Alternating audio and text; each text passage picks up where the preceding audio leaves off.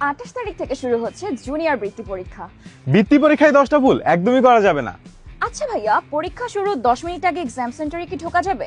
একদমই না, অন্তত পক্ষে 30 মিনিট আগে তোমাকে ঢুকতে হবে পরীক্ষার হলে। আচ্ছা আপু, আমরা কি প্রশ্নে লেখালেখি করতে পারবো? প্রশ্নে কোনো প্রকার লেখালেখি দাগাদাগি একদমই করা যাবে না। তাহলে আমরা এখন রাফটা করব কিভাবে? তুমি চাইলে পরীক্ষার খাতার শেষ পৃষ্ঠায় রাফ লিখে সেখানে রাফ করতে পারো। আচ্ছা ভাইয়া, স্কুল ইউনিফর্ম পরা যাবে? অবশ্যই তোমাকে নিজের স্কুলের ইউনিফর্ম পরে কিন্তু পরীক্ষা হলে যেতে হবে, অন্য কোনো ধরনের পোশাক একদমই পরা যাবে না। আচ্ছা, পরীক্ষা হলে কি আমরা মোবাইল ফোন নিয়ে যেতে পারবো আপু? একদমই না। Mobile phone, smart watch, headphone কোনো কিছুই তুমি নিতে পারবে না। আচ্ছা ভাইয়া, পরীক্ষায় তাহলে কি সায়েন্টিফিক ক্যালকুলেটর ইউজ করা যাবে?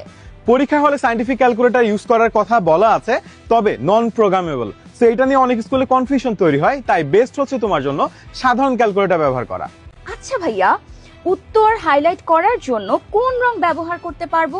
লাল এবং সবুজ কালি একদমই ব্যবহার করা যাবে না। তুমি যদি হাইলাইট করতেই চাও, সর্বোচ্চ নীল কালি ব্যবহার করতে পারো।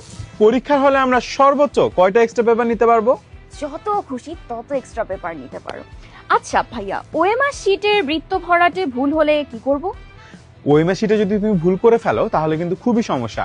যদি তুমি তোমার রোল এবং রেজিস্ট্রেশন ভুল করে ফেলো তাহলে অবশ্যই পরীক্ষার হলে যে পরীক্ষক থাকবেন তার সাথে সাথে সাথে যোগাযোগ করবে। আর যদি উত্তরে ভুল হয়ে থাকে একবার ওএমআর শিট পূরণ করার পর, সেক্ষেত্রে আর কাটাছাড়া করার দরকার নেই। যেটা নাম্বার চলে গেছে ওটা চলে গেছে, এটা কিন্তু আর অন্যভাবে কারেকশন করা যাবে না।